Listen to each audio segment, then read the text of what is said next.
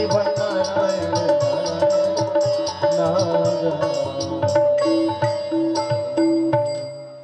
बोले बांके बिहारी लाल की, श्री व्यास जी महाराज की जय। गणेशाय नमः। ओम श्री सरस्वत्यै नमः। ओम श्री सद्गुरुभ्यो नमः। ओम श्री महादेवाय नमः। ओम श्री हनुमते नमः। ओम श्री सद्गुरुभ्यो नमः।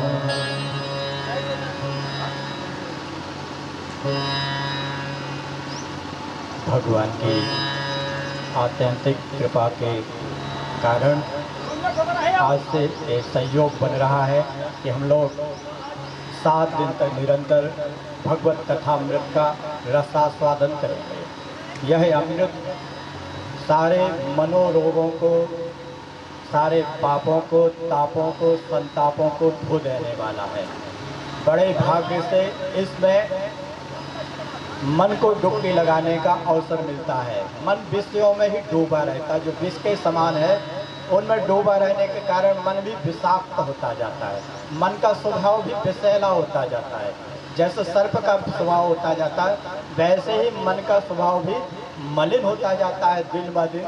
यदि इस भागवत कथामृत में उसको डुबकी न लगाने दिया जाए तो और मलिन होता जाता है और विषाक्त होता जाता है, और ऐसा मन हमको ही कष्ट देने वाला होता है,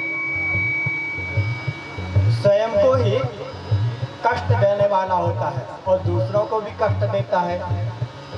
तो मन की निर्मलता को बढ़ाने के लिए एक अवसर मिलता है भगवान द्विवेदी परिवार जी के लिए, सभी सदस्यों के लिए इस शुभ संकल्प को कार्यान्वित करने के लिए बहुत बहुत धन्यवाद।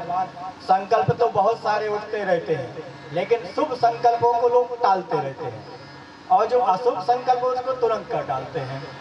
लेकिन आदरणीय द्विवेदी जी ने अपने संकल्प को बनाए रखा, उसको जल्दी से जल्दी कार्यान्वित करने का उत्साह दिखाया और पूरे परिवार ने उसमें सहयोग दिया। सबके लिए धन्यवाद। भगवान की महती कृपा से ऐसा भाव सबके हृदय में जागा। भगवान की कृपा आप सभी को प्राप्त हो और हम सभी को इस अवसर का विशेष जो लाभ है, जो मिलने वाला है, सौभाग्य है जो, उसका जरूर लाभ लेना चाहिए।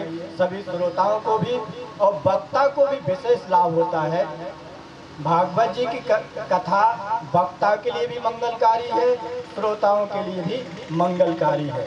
भागवत महापुराण जो अद्भुत है, रसमय भी है, मधुर भी है। विद्वान लोग इसका बड़ा आदर करते हैं।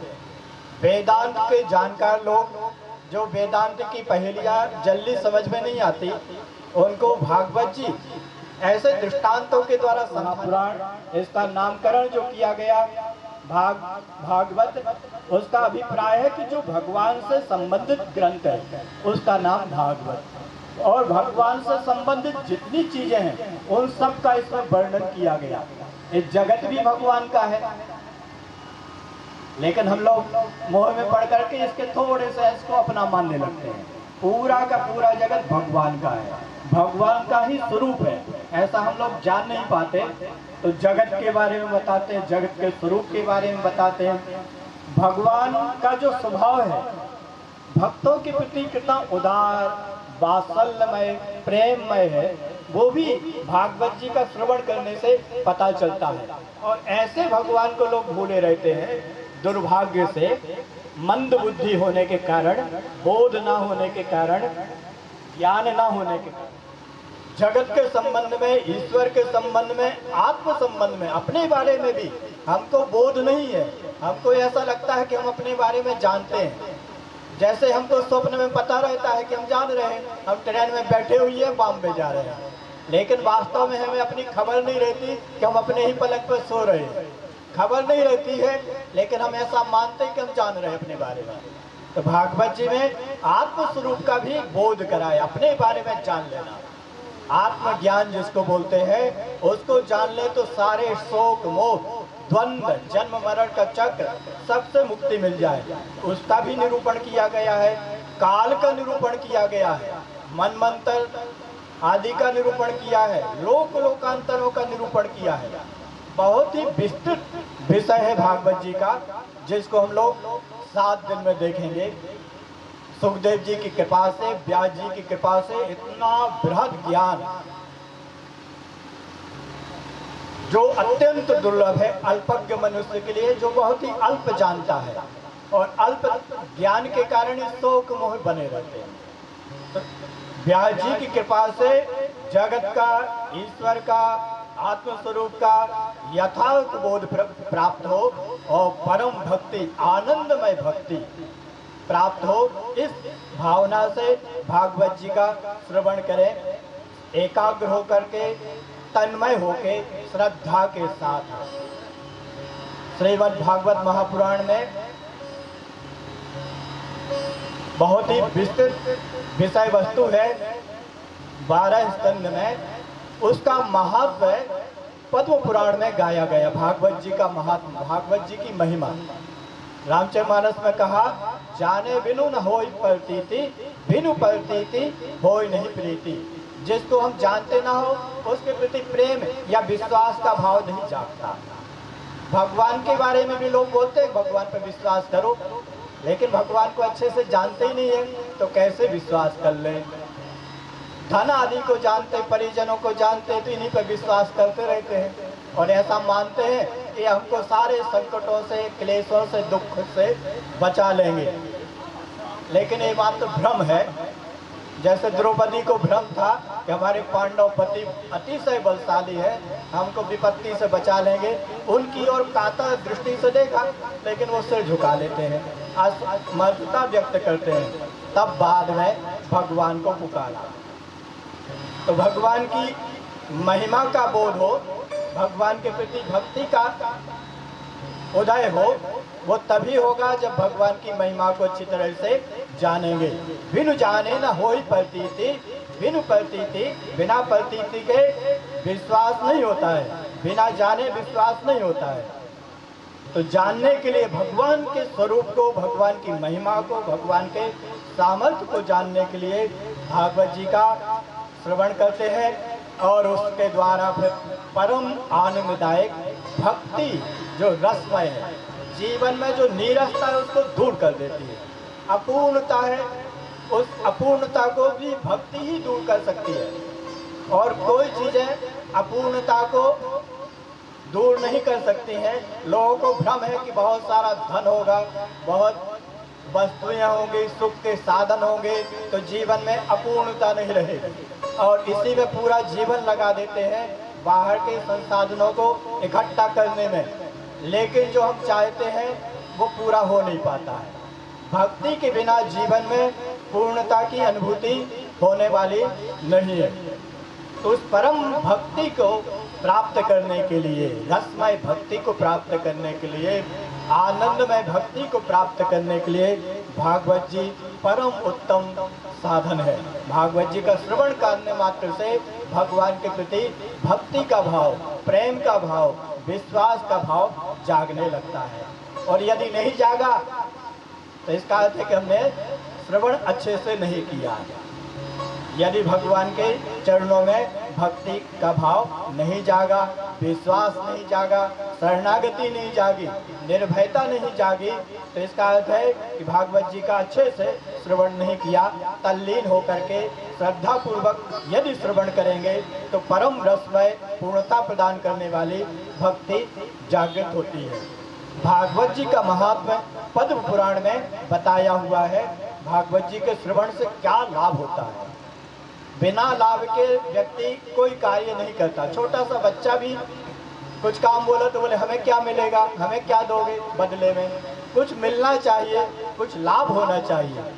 तो भागवत जी के श्रवण से क्या लाभ होता है वो पद्म पुराण में बताया हुआ है भागवत जी के महात्म्य के रूप में। तो हम उसमें प्रवेश करेंगे, उसको देखेंगे, जिससे भागवत जी की महिमा, भागवत जी का प्रभाव हमारे हृदय में जागृत हो। ओम नमो भगवते वासुदेवाय। कृष्णं नारायणं वन्दे कृष्णं वन्दे व्रजप्रियं कृष्णं गोपायनं वन्दे कृष्णं वन्दे प्रथासुतं सच्चिदानन्दरूपाय विश्वोत्पत्त्यादिहेतवे तापत्रयविनाशाय श्रीकृष्णाय वयं नमः। श्रीकृष्णाय वयं नमः। सर्वप्रथम भगवान श्री कृष्ण को नमस्कार करते हैं जो सच्चिदानंद स्वरूप है, सत स्वरूप है, अविनाशी है, नित्य है। इस जगत में एकमात्र पूरी सृष्टि में परमात्मा ही है जो नित्य है, बाकी सब अनित्य है। कुछ समय के लिए प्रकट हो जाता पूरा जगत और फिर प्रलय में लीन हो जाता है। उत्पन्न होता, थोड़े समय रहता, फिर लीन हो जाता है। सारा दृश्य प्रपंच, रिश्ते नातेदार, घर संपत्ति, पूरी सृष्टि, सूर्य चंद्र पृथ्वी आदि सब उत्पन्न होते हैं, थोड़े समय रहते हैं और फिर लीन हो जाते हैं। लेकिन भगवान नित्य बने रहते हैं। जब सृष्टि नहीं थी तब भी थे, अभी भी है, और सृष्टि नहीं रहेगी तब भी जो रहेंगे उनको सत बोलते हैं। नित्य रहने वाले प्रभु को सत बोलते हैं। जो सत स्वरूप है, चित्त यानी ज्ञान स्वरूप है, सर्वज्ञ है। उन्हीं ने हमारे शरीर में है तो हड्डी रक्त मांस आदि के ढेर ही है, लेकिन इसमें ज्ञान शक्ति डाल दी तो हम लोग जानने लगे, देख पाते, सुन पाते, विचार कर पाते। तो ज्ञान के जो स्रोत हैं, ज्ञान शक्ति देने वाले जो प्रभु हैं, ऐसे भगवान को हम नमस्कार करते हैं। श्री कृष्णाय वयं नमः। जो सत्स्वरूप है, चित्त स्वरूप है, ज्ञान स्वरूप है और आनंद स्वरूप है। सारे लोग आनंद के लिए ही जीवन जी रहे हैं। जो कुछ भी करते हैं सुख के लिए करते हैं। लोग धन जोड़ते हैं तो किस लिए? बोले सुख के लिए। कैसे? बोले धन के द्वारा फिर सुख के साधन लाते हैं, खरीद करके लाते हैं, और ऐसा मानते हैं कि सुख के साधन खूब होंगे तो सुख ही हो जाएंगे। तो धन भी कमाते वो भी सुख के लिए, विषय भोग भी करते वो भी सुख के लिए, कुछ लेते हैं वो भी सुख के लिए, देते हैं वो भी सुख के लिए। सुखाय कर्माणि करोति लोकः। सबके मूल में एक लक्ष्य है, वो है सुख, सुख पाना। सबका एक ही लक्ष्य है, अलग अलग लक्ष्य नहीं है। लोगों को रास्ते अलग अलग पता चलते हैं या अलग अलग मानते हैं। किसी को लगता खूब सारा धन होगा तो सुख मिलेगा खूब, तो धन जुटाने में लग जाते हैं। किसी को लगता कि हमारा परिचय खूब होगा तो उससे हमारे जीवन में सुख बढ़ेगा, तो परिचय बढ़ाने में, यश बढ़ाने में लग जाते हैं। तो जिसको जो साधन नजर आता है सुख की प्राप्ति के लिए, उसी साधन का उपयोग करके सुख पाना चाहते हैं। लेकिन जो सुख स्वरूप प्रभु हैं, जो हमारे अंदर ही बैठे हुए हैं, उनकी हम उपेक्षा कर देते हैं। यही अज्ञानता है। सुख स्वरूप प्रभु सबके हृदय में नित्य विराजमान है। अस प्रभु अछत हृदय अविकारी, रामचरितमानस में कहा, ऐसे प्रभु सबके हृदय में है। लेकिन देखते ही नहीं है। आनंद के सागर प्रभु दिखते भी नहीं है, क्योंकि अंदर अंधकार भरा रहता है। जैसे रात्रि में बाहर अंधकार रहता है तब इतने बड़े बड़े पहाड़ पेड़ आदि भी दिखाई नहीं देते, अंधकार के कारण दिखते नहीं। रहते हैं, पहाड़ है, पेड़ है, शहर है, लोग हैं, लेकिन अंधेरे में कुछ नजर नहीं आता है। वैसे ही अनंत प्रभु हम सबके हृदय में नित्य विराजमान रहते हैं, लेकिन अंदर अंधकार भरा रहता है। इसको बोलते मोह की रात्रि। अंदर सदैव रात ही रहती है, बाहर तो रात चली जाती है। सूर्योदय होता है तो अंधेरा चला जाता बाहर, लेकिन अंदर का अंधेरा नहीं जाता। अनादि काल से मोह की रात्रि, अज्ञान की रात्रि अंदर बनी हुई है। अज्ञान का अंधकार अंदर भरा हुआ है और उसको बाहर के किसी उपाय से दूर नहीं किया जा सकता। बाहर का सूर्य भी अंदर के अंधकार को दूर नहीं कर सकता, वो बाहर के अंधकार को तो दूर कर देता है। तो अंदर अज्ञान का अंधकार भरा हुआ है। इस कारण से हम परमात्मा की उपेक्षा करके बाहर की ओर देखते रहते हैं। जो आनंद स्वरूप प्रभु है वो अंदर विराजमान है। सच्चिदानंद स्वरूप प्रभु अंदर नित्य विराजमान है, लेकिन बोध ना होने के कारण उनको हम कैसे देख पाए, ये युक्ति पता ना होने के कारण उधर ना देख के बाहर की ओर ही तलाशते रहते हैं। आनंद की तलाश में लोग भटकते रहते हैं, लोक लोकांतर में, देश देशांतर में भटकते रहते हैं, लेकिन लक्ष्य की पूर्ति हो नहीं पाती। तो भागवत जी का जब श्रवण करते हैं और भगवान का आश्रय लेते हैं तो भगवान स्वयं ही अंदर के अज्ञान अंधकार को दूर कर देते हैं। जैसे सूर्य बाहर आकर के उदय होकर के बाहर के पूरे अंधकार को हटा देते, दूर कर देते हैं, वैसे ही भगवान भी सूर्य के समान अंदर प्रकट होके अज्ञान अंधकार को हर लेते हैं। वैसे सच्चिदानंद स्वरूप प्रभु जो जगत को उत्पन्न करने वाले हैं, जगत की रक्षा भी वही करते हैं। भागवत जी में बार बार भगवान अवतार लेते हैं, प्रसंग आएगा जब जगत पर कोई संकट आता है तो भगवान स्वयं अवतार लेके जगत की रक्षा करते हैं। भक्तों पर संकट आता है तो भक्तों की रक्षा करते हैं और पालन करते हैं। तो भगवान सृजन भी करते हैं, पालन भी करते हैं। तो विश्व की उत्पत्ति भी करते हैं, विश्व की रक्षा भी करते हैं और विश्व का संहार भी करने वाले वही है। ऐसे भगवान श्री कृष्ण को हम नमस्कार करते हैं। तापत्रय विनाशाय, जो त्रिविध ताप है, दैहिक, दैविक और भौतिक, उन त्रिविध तापों को दूर करने वाले जो प्रभु हैं, ऐसे भगवान श्री कृष्ण को हम नमस्कार करते हैं। ऐसे भगवान भक्तों के हृदय में विराजमान होकर के उनके सारे संताप को हर लेते हैं। भगवान का एक नाम रामचरितमानस में आया है, भगत और चंदन। भगवान अपने भक्तों के लिए चंदन बन करके शीतलता प्रदान करते हैं। ऐसे भगवान को नमस्कार करके भागवत जी के महात्म्य में प्रवेश करते हैं। यम प्रव्रजन्तमनुपेतमपेत कृत्यं द्वैपायनो विरह का तरया जुभाव पुत्रेति तन्मयतया तरवोऽभिनेदुः तं सर्वभूतहृदयं मुनिमानतोऽस्मि, तं सर्वभूतहृदयं मुनिमानतोऽस्मि। भगवान को नमस्कार करने के बाद अब सुखदेव जी महाराज को नमस्कार करते हैं, प्रणाम करते हैं। उन्हीं की कृपा से ये महान दिव्य भागवत महापुराण हम लोगों को उपलब्ध है, उन्हीं की करुणा के कारण हम लोगों को प्राप्त है। तो उनको नमस्कार करते हैं जो गर्भ में आने के बाद बाहर नहीं निकलना चाहते थे। व्यास जी के पुत्र सुखदेव जी बाहर नहीं आना चाहते थे, तब सुखदेव जी की माता ने व्यास जी से कहा कि 16 वर्ष हुए जा रहे हैं, हम इंतजार कर रहे हैं कि बालक गर्भ से बाहर आए, लेकिन बाहर ही नहीं आ रहा है और अब हमारा धैर्य होने लगा। बहुत दिनों तक हम इंतजार करते रहे। लोग 9 महीने का इंतजार करना भी कठिन समझते हैं, हम 16 साल से इंतजार कर रहे, बाहर नहीं निकल रहा है, तो कृपया हमारी सहायता करें। तब व्यास जी ने गर्भस्थ सुखदेव जी से बात की, हे बेटे तुम बाहर क्यों नहीं आ रहे हो? अब गर्भ में रहने से तुम्हारी माता को कष्ट हो रहा है, बाहर आ जाओ और हम तुम्हारे मुखारबिंद का दर्शन करना चाहते हैं। तब सुखदेव जी ने कहा कि हे तात, हम बाहर नहीं आना चाहते हैं, बाहर आते ही माया लिपट जाती है। मैंपना और मेरापन ये माया का ही रूप है।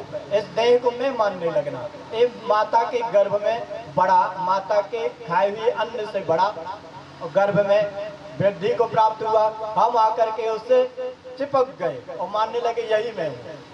तो ये अहम भाव माया का ही रूप है और मम ये मेरा मेरा भाव ये भी माया के कारण ही मन में चिपक जाते हैं, अहम भाव मम भाव, और इस कारण से बहुत प्रकार के संताप जीव भोगता रहता है। तो हम उस माया से डर करके ही बाहर नहीं आना चाह रहे हैं। तब व्यास जी ने उनको आशीर्वाद दिया कि बेटा डरो मत माया से, हम तुमको आशीर्वाद देते हैं कि बाहर आने पर तुमको माया लिपायमान नहीं करेंगे, माया लिप्त नहीं होगी, माया का तुम पर कोई प्रभाव नहीं पड़ेगा। तब तो सुखदेव जी गर्भ से बाहर आते हैं और सीधे वन की ओर चले जाते हैं। उनके अंदर न देह के प्रति मैं भाव, न माता पिता के प्रति मम भाव के मेरे, वन की ओर चले जाते परम विरक्त होकर के। तब पीछे पीछे ब्याजी रोते हुए व्याकुल होकर के बेटे किधर जा रहे हो? नारायण नारायण श्रीवन्नारायण